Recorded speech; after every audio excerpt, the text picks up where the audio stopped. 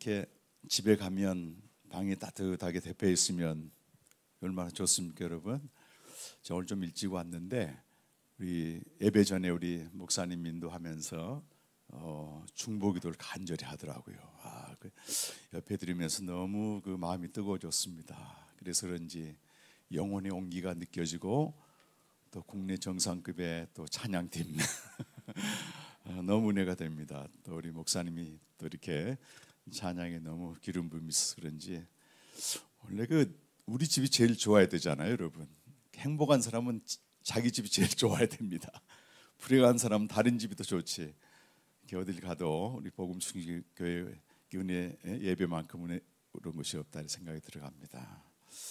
여러분 기도해 주시고 또 동력해 주셔서 지난 월요일부터 금요일까지 일본 CFNJ Christ for Nation and Japan에서 열방과 일본을 위한 그리스도 이런 그 신학교를 미국 선교사가 세워서 지금 40년 넘게 신학생들 배출하고 목사 안수를 지금 주고 있습니다. 거기서 일주일 동안 사역을 했고 또 마지막 날 저녁에는 삿포로의 모든 교회와 성도들이 모여서 연합 기도 모임을 2달에 한 번씩 하게 됩니다. 그래서 거기 아무나 강사로 설 수 없는데 어떻게 제가 강력하게 추천이 돼가지고 그래서 말씀을 전했습니다. 복음을 전했습니다. 거기에 대한 내용을 잠깐 사진으로 여러분과 은혜를 나누고자 합니다. 여기 보면 신학생들 한 7명이고 예비에서 오신 분들이 계시고 마지막 날 사진 찍어서 몇 분들이 빠졌습니다. 그래서 열심히 이제 이분들이 했고 맨 뒤에 있는 오른쪽에 계신 분은 그 일본 선교사로서 페루에서 한 5년 정도 사역을 했습니다. 근데 일본에 들어와서 나고야에서 이제 이주민 사역을 하고 있어요. 베트남인 대상으로. 그런데 우리 통역하는 선교사님이 페이스북에 올렸더니 그걸 보고 비행기 타고 오신 거예요. 그래서 저분이 많은 은혜를 받았습니다. 그 다음 화면은 이제 아침마다 경건을 해요. 신학생들이 주관해서 첫날 저희가 참석했습니다. 그 다음에요. 이제 제가 강의하는 내용이고 또 옆에 이제 그림을 그려서 주로 했기 때문에 여러분 다 이해하시겠지만 우리 캠프할 때 늘 그리던 그림을 일본어로 번역을 해서 아주 이해가 잘 됐다고 합니다. 옆에는 또 우리 김동환 선교사님이 가셔서 견증하시고 이 내용은 이제 편집을 잘 해주셨네요. 우리 주영지 집사님이 이렇게 강의하는 내용입니다. 굉장히 집중해서 잘 들었습니다. 여기 계신 분이 학장님 머리가 좀 허연 분이. 그다음 사진이 이번에 이또 선교사님이 가봤더니 재난과 기독교의 본질을 전체를 전부 일본어로 번역을 했고 또 복음과 생명 이쪽은 복음과 이노치라고 하는 그 생명 요약본을 일본어로 번역했습니다. 요약본은 그 돌아가신 강혜옥 전사님 만든 것입니다. 그 교재로 사용했습니다. 이렇게 그림을 그려서 쭉 저희가 전했고요. 여기가 이제 그 성서학원의 간판입니다. 아까 말씀드린 CFNJ Christ for the Nation Japan Bible School 그렇게 있습니다. 그리고 그 다음에 월요일 날 저기 맨 오른쪽 앞에 있는 분이 이또 선교사, 그 뒤에 학장, 부학장 부부인데요. 부학장 저분은 이제 찬양 사역자고 84세입니다. 그리고 20년 정도 차이가 나요, 학장하고. 근데 이분들 앞에서 우리 부부가 밥을 먹었다고. 근데 그 다음 날 저분들이 코로나 진단이 돼가지고 일본에 지금도 코로나가 있습니다. 그리고 병원을 안 가면 괜찮은데 가면 아주 엄격하게 격리를 시켜요. 일본은 철저하게 하더라고요. 그래서 저분들이 격리가 된 거예요. 그래서 격리가 됐나 보다 했더니 목요일 날 우리 팀 전체에 이 증세가 온 거예요. 그래서 굉장히 고생을 했습니다. 밥은 잘 얻어 먹었는데 대가가 컸습니다. 그다음 이건 이제 아까 말씀드린 삿포로 지역에서 2달에 한 번 갖는 기도 모임인데 미리 다 홍보를 했더라고요. 그런데 한 20년 훨씬 넘은 모임인데 한국 목사로서는 제가 처음 했다 그래요. 이또 선교사 말로는 더더구나 일본 말로 통역하고 한국 말로 이렇게 하는 거는 처음이었다고 하는 걸 들었습니다. 그럼 많은 분들이 참석을 해서 기도 모임을 하는데 주로 부흥되는 교회는요 어느 지역이나 그런 것 같아요. 오순절 계통입니다. 굉장히 감정 지향적이고 뭐 이런 뜨겁게 막 찬양하고 이런 분위기였습니다. 일본 그 스타일하고 잘 맞지 않죠. 그래서 많은 사람들이 모이게 됐고 그 다음에 내용 쭉 보시면 이제 거기 참석했던 분들 모습이 이제 나오고 있습니다. 나오죠? 다 됐어요? 거기 보면 CFN ICF 교회라고 하는 대형 거기선 제일 큰 교회가 있습니다. 근데 목사님이 미국 분이세요. 미국 분이시고 거기 교회에서 목회자들이 다 왔는데 처음 들었다는 거예요. 그리고 이 오순절 계통의 교회에 성경이 증거하는 그리스도에 대한 복음 선포가 됐기 때문에 굉장히 그분들이 감사했고 아주 진지하게 듣더라고요. 이제 저희는 이번 주 목요일 금요일 날 LA로 출발해서 한 3일 동안 머무르고 그 다음 주 월요일에서 목요일까지는 멕시코 북쪽에 있는 티우하나란 도시가 있습니다. 거기에 우리 한국 선교사님이 20년 전부터 사역을 하고 있는데 지난 3월 달에 우리 여기 캠프에 오셨어요. 주말 캠프에 오셨는데 거기 신학생들이 한 160명쯤 됩니다. 그래서 그들에게 이제 동일한 복음을 전하게 되는데 계속해서 기도로 도와주시길 바랍니다. 몸의 지체 중에 하나가 가기 때문에 여러분이 함께 기도해 주시고 참여해 주셔야 됩니다. 또 우리 복음 중시계가 귀한 일을 하고 있기 때문에 함께 동력해 주시면 감사하겠습니다. 오늘 우리 열왕기하 본문 길지 않은 본문입니다. 읽었는데요. 열왕기 상하 원래는 열왕기 서 해가지고 한 권으로 되어 있습니다. 이제 두 권으로 BC 2세기경 70인역을 그러니까 히브리어 성경을 헬라어로 번역한 대중화시키는 거기서 이제 두 권으로 나눴고 그걸 우리가 지금 현재 그대로 받아들여서 상하로 있는 것입니다. 열왕기상 16장부터 22장까지 7개 장이죠. 그리고 열왕기하 1장에서 10장까지 10개 장, 총 17개 장이 소위 오므리 왕조의 시대를 배경으로 하고 있습니다. 오므리 왕조. 그래서 오므리가 있었고 그 다음 그의 아들 아하방 아주 바알 숭배했던 사람이죠. 또 그의 아들 여호람 이렇게 한 41년 정도 통치한 이 오므리 왕조에 대한 부분이 17개 장이나 할애하고 있습니다. 근데 여긴 단지 왕들의 역사뿐만 아니고 우리가 잘 알고 있는 세 사람의 위대한 선지자 엘리야, 그 다음에 미가야 선지자, 또 엘리사 이 세 사람의 선지자 활동이 아주 여기 다 들어있기 때문에 그렇습니다. 오므리 왕조는 북왕국 시대에서 가장 번성한 국가였습니다. 내적으로 외적으로 모든 면에서 안정을 다졌고 또 풍성한 국가였습니다. 그런데 그만큼 이 풍요를 준다고 하는 바알 숭배가 굉장히 만연했습니다. 아합 시대는 아예 바알 신전을 지어놓고 드러내놓고 바알을 이제 숭배하게 됩니다. 우리가 잘 살게 된 것이 꼭 영적으로 좋은 것만은 아닌 것 같아요. 우리가 세계를 좀 다녀보게 되면 잘 살면서 잘 믿는 거 쉽지 않습니다, 여러분. 그 성경에도 보게 되면 그 하나님이 그 이스라엘 백성 경고할 때 너희가 배부르고 부족한 것이 없을 때 나를 잊을까 두려워하라. 참 인간의 본성은 그런 것 같아요. 잘 살게 해주면 더 잘 믿죠. 막상 또 잘 살면 쉽지 않아요, 이게. 그런데 하나님은 이렇게 영적으로 가장 타락한 시대에 가장 뛰어난 선지자들을 세우셔서 이 자기의 뜻을 계속 계시하고 계십니다. 그러니까 오늘 마지막 찬양 우리는 돌아서도 그분은 결코 돌아서지 않습니다. 노아의 시대에 죄악이 관영했으나 노아를 통해서 다시 그의 뜻을 계시하셨듯이 어쩌면 영적 싸움 같아요. 자, 2장부터는 열왕기하 2장부터는 엘리사의 사적인데 엘리야는 혼자 단독적으로 사역을 합니다.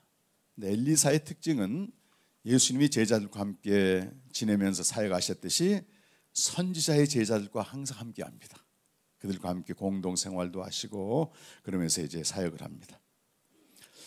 또 오늘 본문에 보니까 하나님을 경외하는 선지자의 제자이기 때문에 오늘날은 신학생이죠. 아직 선지자는 안 됐고 제자이기 때문에 신학생인데 하나님을 경외했어요 그가.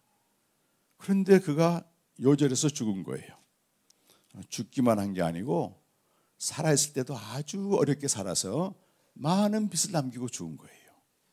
근데 아들이 둘 있는데 이제 졸지의 과부가 된 이 선지자의 제자의 아내가 빚을 갚을 능력이 없으니까 이 채권자에게 이 두 아들을 노예로 팔아야 되는 거예요. 그러니까 출애굽기 21장 5절이나 이런 데 보게 되면 빚을 갚지 못하면 사람을 대신 이렇게 노예로 파는 겁니다. 얼마나 고통스러웠을 거예요, 여러분. 한꺼번에 남편도 잃고 두 아들까지 잃은 상황이 됐습니다. 여러분. 사역을 펼쳐보기도 전에 그것도. 그런데 이 선지자의 제자의 아내가 엘리사를 찾아가는 겁니다. 우리의 피난처 되신 예수라는 우리 찬양을 했잖아요. 그게 이제 기쁜 소식이 되는 것입니다. 찾아가서 사정을 다 아뢰요. 당신이 알다시피 죽은 내 남편은 하나님을 경외했지 않았느냐. 근데 그가 죽고 빚을 많이 남겨가지고 두 아들도 지금 노예로 팔리게 됐다. 그렇게 이제 호소를 해요. 그랬더니 이렇게 물어봅니다. 집에 있는 게 뭐가 있느냐? 그랬더니 딱 기름 한 그릇밖에 없다는 거예요. 기름 한 그릇밖에 없다. 그랬더니 엘리사가 오늘 말씀하신 대로 주변에 있는 대로 이웃에게 가가지고 빈 그릇을 다 빌려오라는 거예요. 그리고 그 한 그릇밖에 남아있지 않는 그 기름인데 그걸 계속 부게 되면 다 채워진다는 얘기잖아요. 참 마술 같은 기적입니다. 이게. 그런데 여기서 중요한 건 엘리사는 없습니다, 여러분. 엘리사는 있지 않고 그 과부와 두 아들만 딱 문을 닫고 들어가는 거잖아요, 지금. 이건 엘리사가 없어도 엘리사가 선포한 말씀이 지금 일한다고 하는 겁니다. 말씀이 일한다고 하는 거예요. 그래서 이제 말씀대로 문을 닫고 들어가서 그릇을 다 빌려와서 기름을 담는데 계속 기름이 끊이지 않고 나오는 게 이게. 그런데 그릇이 딱 그치니까 기름도 그치는 거예요. 그래서 이 엘리사가 선지자의 아내가 엘리사한테 갔습니다. 이러이러한 일이 있었습니다. 그랬더니 오늘 7절 말씀이 그 기름을 다 팔아가지고 빚을 싹 갚아라. 그 기름이 빚을 다 갚을 만큼 기름이 있었고 또 게다가 너와 두 아들과 생활비까지 다 충당됐습니다. 이게 이 기적의 내용이에요, 여러분.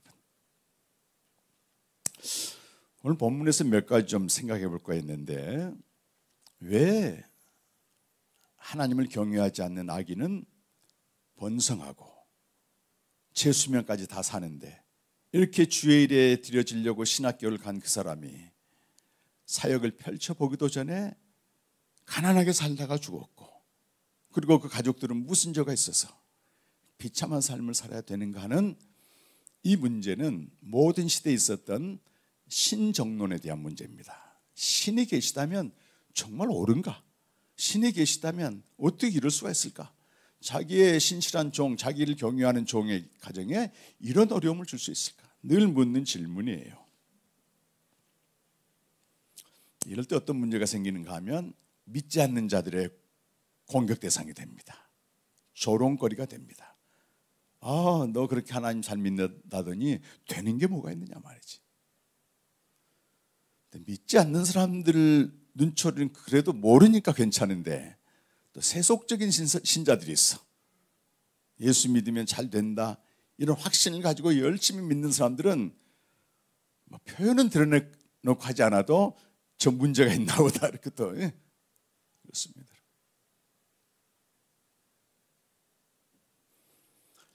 장폴 사르트르가 그런 얘기했습니다. 타인의 시선은 권력이라. 권력, 강력한 권력입니다. 다른 사람이 나를 어떻게 보느냐 하고는 이 타인의 시선은 나를 완전히 지배하는 권력입니다, 여러분. 가장 두려워하는 거예요, 사람들이. 이 문제, 신정론의 문제가 본격적으로 제기된 게 18세기 계몽주의 지나서 낭만주의, 허무주의가 오면서 완전히 교회가 매장을 당하는 겁니다. 교회 나갔더니 뭐 잘 살기는커녕이고 오히려 문제만 생기더라. 차라리 교회가 없어지는 게 낫다. 이렇게 이제 무신론자들이 막 소리를 지른다고 신죽음 사상까지 등장합니다. 그때 그걸 반전시킨 사건이 있었는데 신학자가 반전시킨 게 아니고 프리드리히 실러라고 하는 독일의 그 시인인데 유명한 시를 씁니다. 기쁨의 송가, 환희의 송가란 아주 여러분 뭐죠? 네이버나 찾아가서 보게 되면 요즘 번역까지 잘 돼 있어. 아주 길다는 시가 나옵니다. 그 환희의 송가라고 하는 그 실러의 그 시를 보게 되면 이렇게 시작합니다. 기쁨이여 아름다운 신들의 불꽃이여 이상향의 딸이여, 이렇게 쭉 시작해요. 근데 마지막 부분이 굉장히 중요해요. 마지막 부분이 이렇게 되어 있습니다. 수백만의 사람들이여, 그리스도인들 말합니다. 용감하게 인내할지어다, 이렇게 시작돼요. 마지막이 보다 더 나은 세계를 위하여 인내할지어다. 저 위에 있는 별들의 장막에서 선하신 아버지께서 상을 주실 것이다, 이렇게 끝나. 그러니까 이 땅에서 부조리한 삶, 이해할 수 없는 그 고난이 있어도 별들의 장막에서 선하신 아버지가 상을 주신다는. 이 실러의 시를 가지고 베토벤이 9번 교향악을 만듭니다. 환희의 송가를 짓죠. 빰빰빰빰빠바바바. 우리 찬송가에도 나왔습니다. 기뻐하며 경배하세요. 근데 문제가 또 뭐가 있냐면은 별들의 장막 저 위에서 보상해 주는 건 좋은데 그것도 정도의 차이가 있지. 그걸 이제 도스토옙스키가 까마라조프 형제에서 이반은 무신론자로 등장합니다. 알로시아는 신학생이고 무신론자 입을 가지고 이제 공격을 하는 겁니다. 그런 내용들을. 어떤 농장에 노예가 있었는데 그 농장 주인의 개를 그 노예의 어린아이가 다치게 한 거예요. 그 농장 주인이 화가 났어. 그래서 사냥개를 풀어가지고 그 노예 어머니가 보는 앞에서 그 아이를 죽이는 겁니다. 그 얘기를 하면서 자, 별들의 장막에서 아버지가 상을 준다? 이 끔찍한 이 어머니가 과연 보상이 되겠는가? 끔찍한 일을 당하는. 그러면서 그 이반이 그래요. 나는 그런 천국이라면 정중하게 티켓을 반납하겠다. 안 가겠다는 거예요.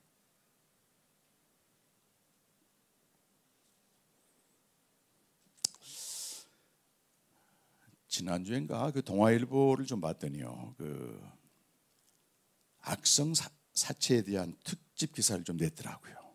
와, 그 은행에서 대출 받을 수 없는 그 고통스러운 사람들에게 대출을 해주면서 어마어마한 이자를 받는 거예요. 4시간 동안 뭐 어떤 그 얘기를 들어보니까 뭐 700번 전화가 왔지. 700번 4시간 동안 독적 전화가. 그리고 그 어린 딸한테도 위협하고 큰 돈 빌린 것도 아닌데도 그래요. 여러분 빚져 보셨습니까? 빚. 저는 옛날 얘기지만은 빚을 많이 진 적이 있습니다. 은행 다닐 때 은행 돈을 내 돈으로 알았어요. 착각한 거지. 온갖 신용카드를 썼는데 나중에 보니까 카드에 카드 이렇게 물려가는 거예요. 결국 집을 팔아가지고 한꺼번에 갚는데 얼마나 시원한지 몰라요. 지금 이런 악성 부채에 시달리는 사람들이 110만 명이라 그래요. 110만 명. 참 우리가 전능하신 엘리사보다도 전능하신 주님께 기도를 하게 되면 기름 한 그릇에서 줄줄줄줄 기름이 나오듯이 로또라도 당첨돼가지고 싹 갚았으면 얼마나 좋을까. 그 생각 안 해보셨어요? 제가 이 말씀을 지난 주간에 묵상하는데 번뜩 그 생각이 들었어요. 어떤 신실한 형제가 있거든요. 아들 둘 데리고 이제 사는데 이제 조그만 샵을 합니다. 성실하게 합니다. 근데 코로나를 겪으면서 좀 어려움을 많이 당해가지고 빚을 진 거예요. 근데 그게 이제 올 가을부터 9월 달부터인가 갚아야 돼. 근데 지금 영업하는 수익 갖고는 겨우 먹고 사는데 갚을 수가 없어. 그러니까 잠을 못 잔다는 거예요. 이 가게를 닫아야 되는가. 근데 매일 주님과 교제하면서 자기를 버티고 있다고 얘기를 하더라고요. 근데 그 형제 생각도 나고 또 내가 알지 못하는 익명의 많은 어려움 당하는 우리 성도들이나 주변 사람들이 이런 단지 빚 문제뿐만 아니고 해결할 수 없는 많은 고통거리를 가지고 있는데 왜 엘리사한테는 되는데 그보다 더 전능하신 예수님께는 안 될까? 괜히 그런 고민을 하게 된 거예요.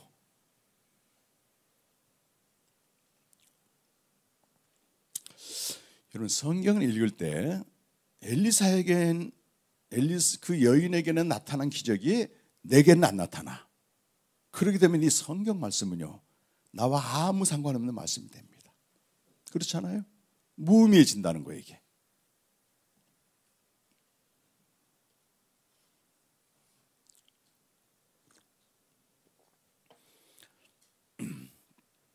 AD 3세기에 살았던 아주 훌륭하고 유명한 오리게네스라고 하는 교부가 있습니다. 이분은 성경 해석의 체계를 최초로 세우신 분이에요. 내가 무슨 말 하냐면 성경 해석은 3단계가 있다는 거예요. 하나는 육적으로 해석하는 거야. 눈에 보는 대로 해석하는 거, 문자적으로 해석하는 거지.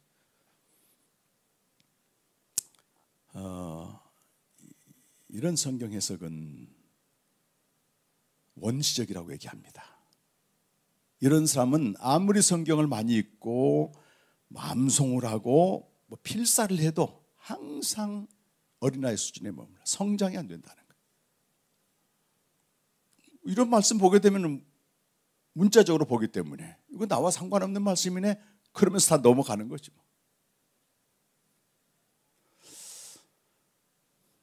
그래서 이걸 몸적 해석, 육적 해석이라고도 얘기하는데 이 단계에 머문 사람들은 신앙을 가졌으나 전혀 성장은 안 된다 이렇게 얘기해요. 맞다고 봐요. 저도 뭐 한때 성경 막 암송하고 했지만 추예를 안 하고 이게 뭔 뜻인지 모르니까 그냥 암송했네 이걸로 끝나지. 또 일독했네 이걸로 끝나지. 이게 나한테 삶에 어떤 영향도 주지 못한다고 이게. 두 번째 단계는 조금 더 나은 건데 이게 혼적 해석이라고 그래요. 혼적. 그때 당시 초대교회는 영혼육을 좀 나눴거든. 혼적 해석은 성경 말씀을 윤리로 알아듣는 거, 도덕으로 알아듣고 이건 내가 해야지, 이건 하지 말아야지 이렇게 받아들이는 것입니다. 세 번째가 제일 중요한데 세 번째는 영적 의미로 해석을 하는 거예요. 영적 의미로. 이 말씀을 가지고 이번에 제가 아침마다 교제를 했는데요. 이번에 통역을 담당했던 이또상이 이또 선생님이 이또 선교사님이 짧게 묵상을 해왔는데 너무 우리가 영적 의미를 알고 막 놀랐어요. 자기는 30년 넘게 선교 사역을 하고 지금도 교수 사역을 하고 설교하러 다니는데 이 생명의 기름이 딱 한 그릇밖에 없다는 거예요. 그래서 이번에 이분이 제일 또 은혜를 많이 받았습니다. 계속 주님과 교제를 통해서 이것이 부어진다고 하는 걸 알게 된 거예요, 이분이. 이게 영적 의미로 해석할 수 있습니다. 그런데 구약 성경은 말이죠. 그렇게 이제 개인적으로 영적 의미로도 해석할 수 있지만 아주 중요한 게 신약의 관점에서 해석해야 됩니다. 저는 고린도서 3장 14절 말씀 한번 같이 한번 읽어봅시다. 성경 찾으셔도 되고 앞에 또 띄워주실 겁니다. 제가 오늘 이 주입사님한테 성경 구절만 드렸는데 새벽에 이제 몸도 완전히 완쾌되지 않아서 그렇지만 그 생각이 번뜩 들어요. 여기다 성경 구절 다 띄워주면 여러분 성경책 가지고 교회 오잖아요. 한 번도 안 읽어보고 그냥 가겠다 이런 생각이 들어서 여러분 성경 갖고 있는 성경을 직접 찾아서 읽는 게 제일 좋지만 또 앞에 있으니까 같이 한번 읽어보겠습니다.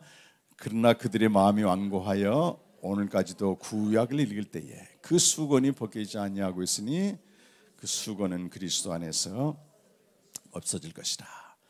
이제 그리스도 중심으로 그리스도가 구약을 성취하셨기 때문에 그 중심으로 봐야 된다고 하는 것입니다, 여러분. 엘리야가 말씀을 통해서 결핍을 해결했잖아요. 그런데 예수님이 똑같은 사역을 하십니다, 여러분.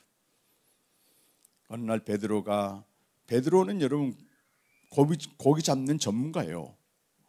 그런데 밤이 맞도록 수고했어도 고기를 못 잡았어. 그 다음 날 이제 집에 가려고 했더니 대뜸 예수님이 자기 배에 올라타가지고 말씀을 가르치는 거야. 이건 밤새도록 철야해가지고 빨리 가서 쉬어야 되는데. 근데 그냥 끝났으면 좋은데 예수님이 베드로에게 얘기하는 겁니다. 저 깊은 데로 가서 그물 던져라. 근데 여기서 베드로의 놀라운 점은 그 말씀에 순종했다는 거예요. 누가복음 5장 5절 말씀이라니까 여러분. 베드로가 이렇게 고백합니다. 시몬이 이렇게 대답해. 시작. 시몬이 대답하여 이르되 선생님, 우리들이 밤이 새도록 수고하였을 때 잡은 것이 없지만은 말씀에 의지하여 내가 그물을 내리리다. 말씀에 의지했다고 하는 게 중요한 겁니다. 오늘 선지자의 아내, 선지자의 제자의 아내가 그 말씀을 그대로 순종했어요. 밤이 맞도록 잡은 것이 없었지만 그 다음에 어떤 일이 벌어져요? 이 그물에 차고 넘치도록 고기가 잡혀가지고 이걸 찢겨질 정도였다 그 말이에요. 근데 잡힌 고기보다도 중요한 게 뭐예요? 말씀하시는 주님이라고 하는 것입니다. 주님의 말씀이라고 하는 거예요. 주님의 말씀은 아들의 말씀이고 그 아들의 말씀은 생명을 주는 말씀입니다, 여러분. 그 생명을 주는 말씀을 예수님은 요한복음 6장에서 오병이어로 설명을 하시는 거예요. 5,000명, 남자들만 5,000명이고 또 어린아이와 여자까지 합하면 한 2만 명쯤 되는데 먹을 것이 없어. 그때 예수님이 떡 5개, 물고기 2마리 가지고 축사하시면서 나눠줘라 했더니 한없이 나와, 한없이. 기름이 줄줄 나오듯이 한없이 나와. 이 선지자의 제자의 아내가 다 빚을 갚고 생활비까지 썼듯이 다 배불리 먹었더라. 이게 뭔 일이지? 여러분, 예수님의 사역도 마찬가지입니다. 말씀도 육적으로 해석하는 사람이 있는가 하면 당시 예수님의 사역을 육적으로 해석해가지고 저 예수님 쫓아가면 먹는 문제 해결하겠다 이렇게 이제 쫓아왔다고 사람들이. 그런데 예수님이 그렇게 말씀해 그들에게 너희가 나를 찾는 까닭은 이 진짜 표적을 본 게 아니고 떡을 먹고 배부른 까닭이로다. 그러면서 썩을 양식을 위하여 일하지 말고 영원한 생명을 인도하는 썩지 않는 양식을 위해서 일하라. 그 양식이 뭐라고요? 생명의 떡인 예수님 자신이에요, 여러분. 요한복음 6장 35절 말씀입니다. 같이 한번 읽겠습니다. 시작. 예수께서 이르시되 생명의 떡이니 내게 오는 자는 결코 줄이지 아니할 터이요 날 믿는 자는 영원히 목마르지 아니하라. 이 생명의 떡을 먹는 자마다 생명을 얻게 되는데 이 생명을 얻은 자는 결핍이 없다는 겁니다, 여러분. 결핍이 없습니다. 근데 생명을 얻은 것과 생명으로 사는 것은 별개입니다, 여러분. 생명을 얻은 것 자체가 결핍이 사라지는 게 아니고 생명으로 사는 것입니다. 생명으로 사는 것은 교제를 통해서 그 예수 그리스도를 힘입어 아버지 집에 거하는 거예요. 아버지 집에 거하는 것입니다. 거기에만 완전한 충만이 있습니다, 여러분. 그래서 그건 여기 안 올렸는데 요한복음 17장 24절 읽어보시면요, 우리가 생명의 교제를 할 때 요한복음 17장 24절 말씀이 경험될 때까지 여러분 하셔야 됩니다. 예수님이 우리를 위해서 기도한 내용이거든요. 여러분 성경 직접 한번 찾아서 여러분 성경으로 이번 이거 띄우지 못했습니다. 직접 찾아서 한번 읽어봅시다. 요한복음 17장 24절.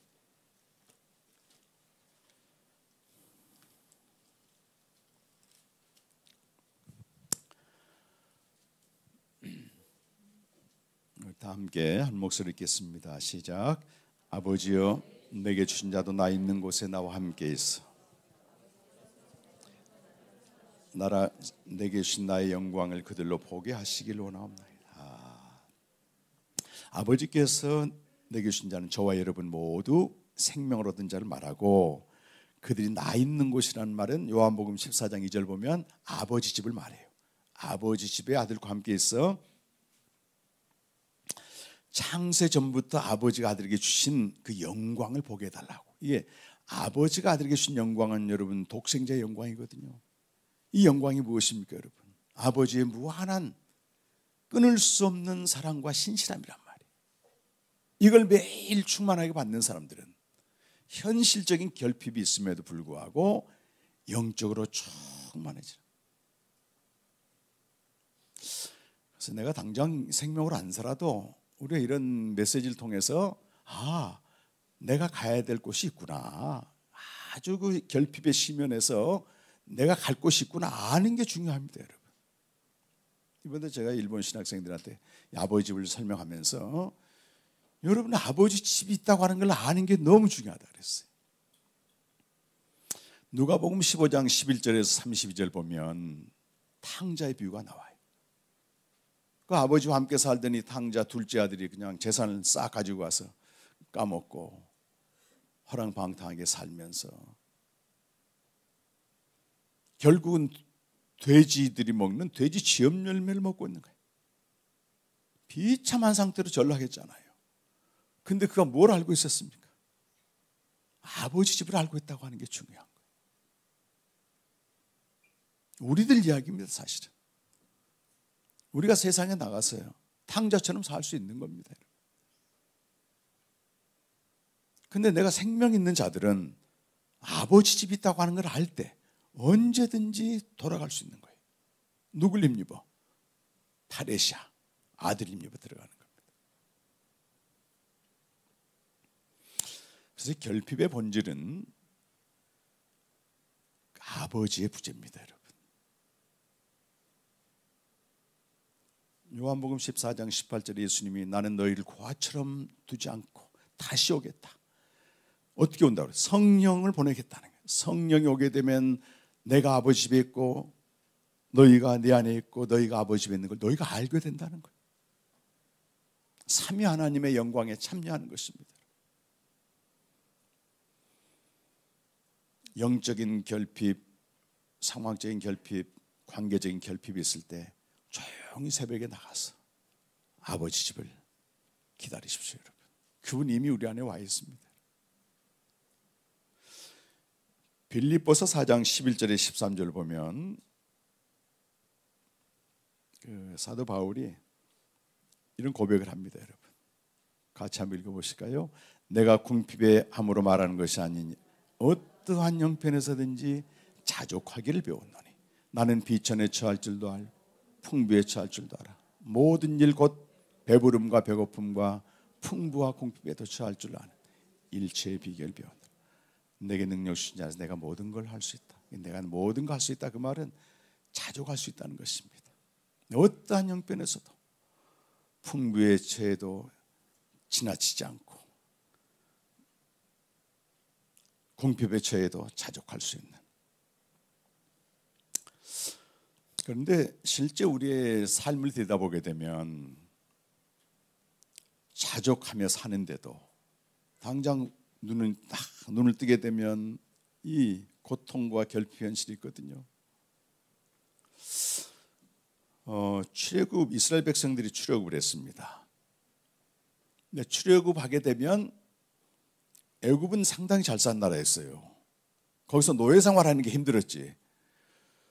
출애굽하게 되면 이제 자유가 보장되니까 어떤 새로운 세상이 올 줄 알았어요.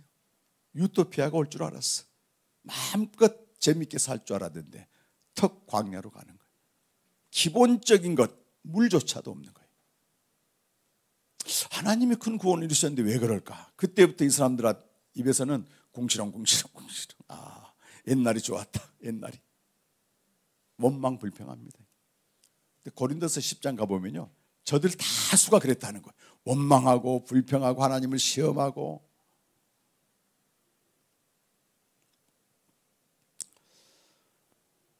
왜 그랬을까요, 여러분? 아니, 애굽에서 좀 건져냈으면 좀 잘 살게 해주면 뭐 잘못되나? 우리가 전도를 할 때 참 조심해서 해야 될 말이, 예수만 믿으면 고통 끝, 행복 시작, 이런 얘기는 상당히 조심해야 됩니다.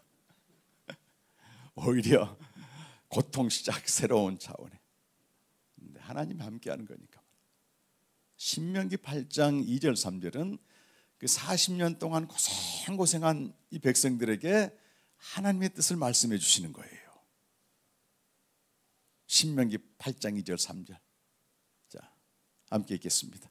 내 하나님 여호와께서 이 40년 동안에 내게 광야길 걷게 하신 것을 기억하라. 이는 너를 낮추시며 시험하사 내 마음이 어떠한지 그 명령을 지키는지 지키지 않는지 알려 하심이라. 너를 낮추시며 너를 줄이게 하시며 또 너도 알지 못하며 내 조상도 알지 못하는 만나를 내게 모신 것은 사람이 떡으로만 사는 것이 아니요 여호와 입에서 나오는 모든 말씀으로 사는 줄 내게 알게 하라니라. 여러분, 하나님은 우리를 이렇게 대하실 때요, 세상 사람처럼 대하지 않습니다. 그분이 우리를 구원해 놓으시고 특별한 보화로 여기시는 거예요. 특별한 사람으로 여기십니다. 그래서 어떻게 살라는 거예요? 말씀으로 사는 존재임을 알도록 하기 위해서 계속 훈련하신 겁니다. 시험하시는 겁니다. 이 하나님의 끝없는 시험 앞에 우리 아이들이 이제 학교 들어가게 되면 시험 보잖아요.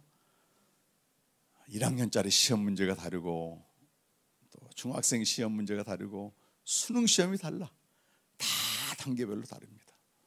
나 이게 신앙생활 오래 했는데 계속 어려움만 온다. 이게 지금 뭐예요? 하나님 지금 그 수준에 맞는 시험 문제를 계속 내고 있는 거예요. 그런데 우리가 계속 원망 불평하면 계속 미달. 그래도 또 시험 문제 내죠. 또 내죠. 어쩌면 이스라엘 백성 40년 광야처럼 우리 인생에서는요, 단 한 번도 해뜰 날이 없이 끝날 수도 있습니다, 여러분. 그러나 우리가 만약에 하나님의 생각, 그러니까 우리 생각과 하나님의 생각이 너무 달라요. 우리는 구원받았으니까 좀 잘 살고 편하게 하나님 덕분에 살자, 우리 생각이고, 우리 아까 찬양했잖아요. 주의 생각이 내게 어찌 그리고 보배로운지요. 그 마지막 가사가 굉장히 인사이트이더라고. 우리를 영원한 길로 인도하시는 거예요. 영원한 길로 인도하시는 거예요. 그래서 이렇게 힘들지만 숙제를 내주시는 겁니다. 자꾸 초신자 때 숙제와 한 10년 믿은 숙제 달라요, 여러분. 계속 숙제를 내주십니다, 여러분. 인내입니다. 우리 그리스도인에게 주어진 문제는 해결이 목적이 아니고 인내입니다. 시험 치는 겁니다. 이렇게 기적적으로 해결할 되는 문제도 있긴 있어요. 해결되는 것도 있지만 문제는 또 옵니다. 끝까지 해결 안 되는 게 대부분입니다.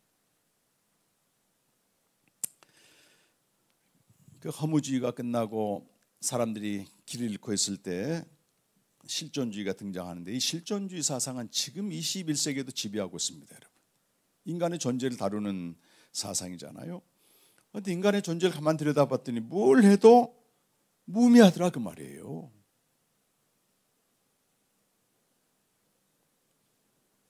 이 문제에 대해서 가장 깊게 통찰해서 쓴 소설이 여러분 까뮤 들어보시, 깜프랑스의 까미, 이방인이라는 소설도 썼고, 또 유명한 페스트, 그리고 시지프 신화 이런 걸로 써가지고 그 무의미성에 갇힌 당시의 사람들을 뚫고 나가도록 만드는 대단한 작품들입니다. 이런 건 요지는 그거예요. 부조리의 인생, 우리가 이해할 수도 없고 또 무의미가 반복되는 고단한 인생 앞에서 우리가 어떻게 처신해야 될 것인가. 패스트에 보게 되면 세 사람이 나오는데 한 사람은 막 도망가, 회피해. 먼 나라에서 애인하고 살 생각을 하고 도망가는 사람이 있고, 또 어떤 의로운 기자는 막 투쟁한다고, 투쟁. 그리고 또 신부는 막 기도해 주면서 우리가 죄 지었으니까 회개하라. 그런 거 하지 말라는 거예요. 모든 희망을 중단하고 구원을 바라지도 말고 버티라 하고 버티길 얘기합니다. 시지푸스, 이제 프랑스 말로는 시지프고 보통 우리 시지푸스의 신화인데, 시지푸스는 제우스 신의 진노를 받아가지고 모든 삶이 무의미하도록 만드는 그 형벌을 받습니다. 그래서 무거운 그 바위를 저 계곡 밑에서부터 끌고 올라가 이렇게 산 정상에 가게 되면 다시 굴러 떨어져. 다시 또 올려야 돼. 다시 굴러 떨어져. 이걸 반복하게 만드는데, 제우스 신이 시지푸스는 굉장히 원래 똑똑한 사람이었어, 교활하고. 근데 모든 걸 무의미하게 만드는 그 형벌을 준 거예요. 인생이죠, 어떻게 보면. 전도서에서도 마지막 가봤더니 전부 무의미하더라. 헛되도다. 그런데 이 까면은 그렇게 말합니다. 내가 저 위에서부터 굴러떨어질 운명을 알고 있는데 다시 돌아서서 당당하게 이 바위덩어리를 끌고 올라가는 시지푸스는 오히려 신들에 대해서 승리했다. 뭐 그렇게 얘기해요. 좀 멋있게 들리죠? 버티라는 거예요. 사막과 같은 인생에서.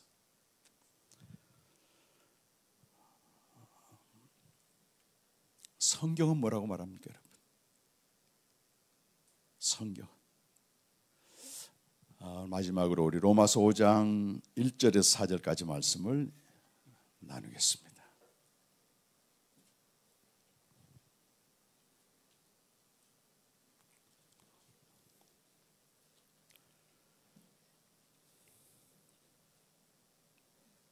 로마서 5장 1절에서 4절까지. 여러분 성경책 있거나 앞에 있는 띄어 있는 거 같이 한번 읽겠습니다. 그러므로 우리가 믿음으로 의롭다 하심을 받았으니 우리 주 예수 그리스도로 말미암아 하나님과 화평을 누리자. 또한 그로 말미암아 우리가 믿음으로 서 있는 이 은혜에 들어감을 얻었으며 하나님의 영광을 바라고 즐거워하느니라. 다만 이뿐 아니라 우리가 환난 중에도 즐거워하나니 이는 환난은 인내를, 인내는 연단을, 연단은 소망을 이루는 줄 알미로다. 보세요. 여기 키워드가 인내입니다. 인내. 버티기입니다. 버티. 그런데 어떤 상황을 버티라고 얘기하는 거예요? 환난을 자랑하라고. 원문에는 자랑하라고 돼 있어. 환난을 즐거워하라고 돼 있는데 환난을 자랑하라. 여러분 어떻게 환난을 버티게 할 수 있을까요? 그렇게 됐을 때 그 환난을 통해서 뭐가 만들어진다는, 인내하게 돼, 버티게 되면은 이 연단된 인격 도키모스가 빚어진다는 겁니다. 하나님이 정말 원하는 사람으로 만들어지는 거예요. 이게 도키모스가 그런 뜻이에요.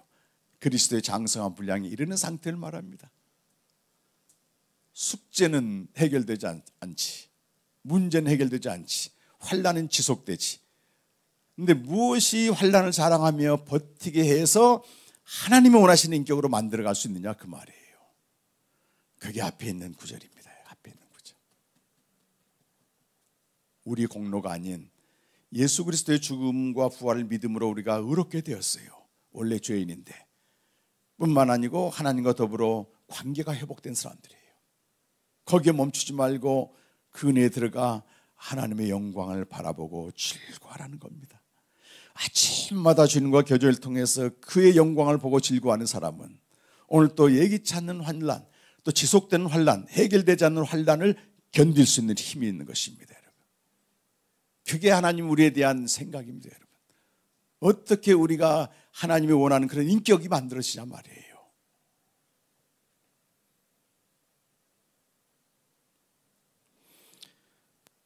무엇을 해결하려고 하지 말고 하나님이 환난을 주실 때 여러분 주님과의 깊은 교제를 통해서 만들어 가십시오. 하나님의 인격을. 아까 그 말씀드렸던 그 두 아이의 젊은 아빠가 저한테 어제 이렇게 연락이 왔더라고요. 목사님, 여전히 문제는 해결되지 않았지만 매일 주님과 교제하면서 은혜가 임한다는 거예요. 그리고 이 고난이 아니었으면 내가 어떻게 이 복음의 진리를 알았을까 생각하니까 비교할 수 없는 감사가 있다. 실제 상황입니다, 여러분. 관념이 아닌 신앙생활은 환난은 해결되는 게 아니고 하나님과 교제를 통해서 견디는 것이고, 그걸 통해서 하나님이 원하시는 그리스도 닮은 인격이 만들어지는데, 이것은 주님의 생각이 우리 생각보다 훨씬 높으세요, 여러분.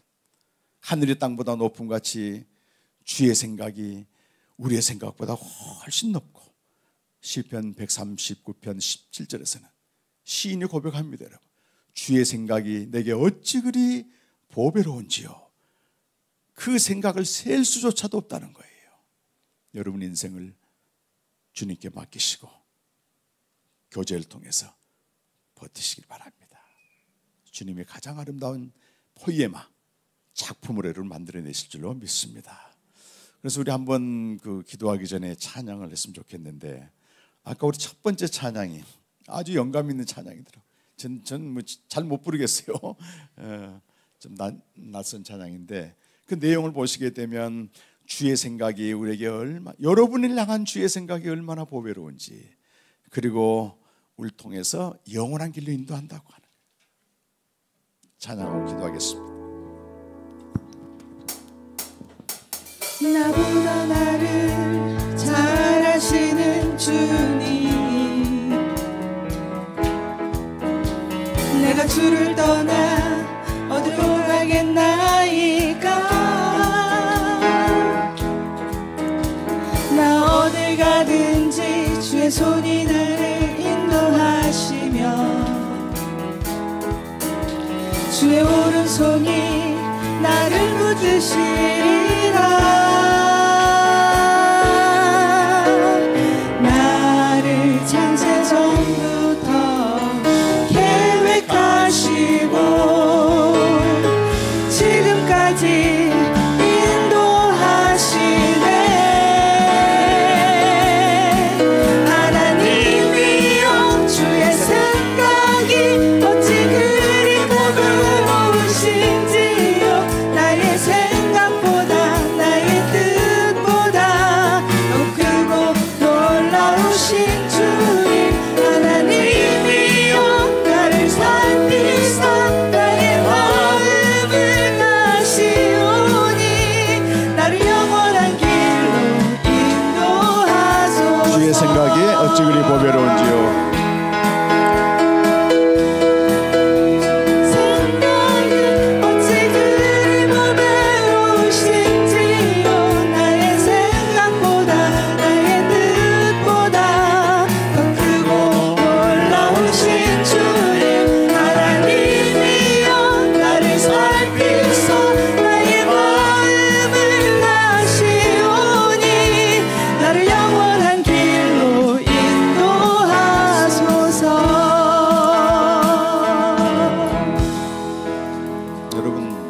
나는 나를 어떻게 대할지 모르지만 하나님이 여러분을 대하실 때는 독생자의 생명가스를 주고 사신 너무 귀한 존재들입니다. 다 살피고 알고 계십니다. 그러나 그분의 생각은 우리보다 훨씬 크십니다. 환난을 주님과 교제 안에서 자랑하고 견뎌보십시오, 여러분. 주님의 작품이 나올 것입니다. 영원한 길로 그분이 인도하십니다. 실수가 없으십니다. 다 같이 주님을 신뢰하면서 다 같이 기도하겠습니다. 주님 감사합니다. 사랑하는 우리 지체들 삶의 현실 속에서 많은 결핍이 있고 고통이 있고 문제가 있습니다. 때로는 전능하신 하나님이 왜 나의 고통에 대해서는 침묵하시는가? 언제까지입니까? 우리 외칠 수 있어요. 주의 생각이 우리 생각보다 높고 보배로움을 이 시간 기억하면서 영원한 길로 인도하시고 그 영원한 곳에서 만나시길 원하신 하나님, 우리 환난의 인내를 통해서 그분의 작품을 만들어가고 있습니다. 고백하는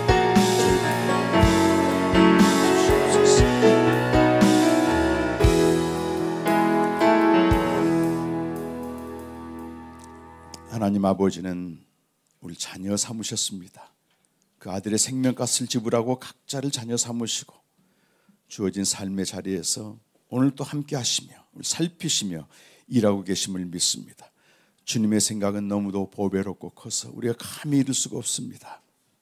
그러나 분명한 것은 우리 향한 하나님의 분명한 목적이 있음을 저희들이 알고 주님과 교제 가운데서 우리에게 주어진 환난을 견디며 주님 다시 오실 그때 영광스러운 그 작품으로 만들어내는 주의 생각 앞에 온전히 드리게 하여 주시옵소서. 우리의 결핍과 고통과 문제가 해결되지 않고 지속된다 할지라도 주님과 함께하는 교제 가운데서 잘 견디며 주님이 원하시는 그 작품이 만들어질 때까지 인도하여 주시길 간절히 원합니다. 우리를 향한 하나님의 뜻은 사망의 길이 아니고 영원한 길에 있음을 믿습니다. 예수님의 이름으로 기도합니다. 아멘.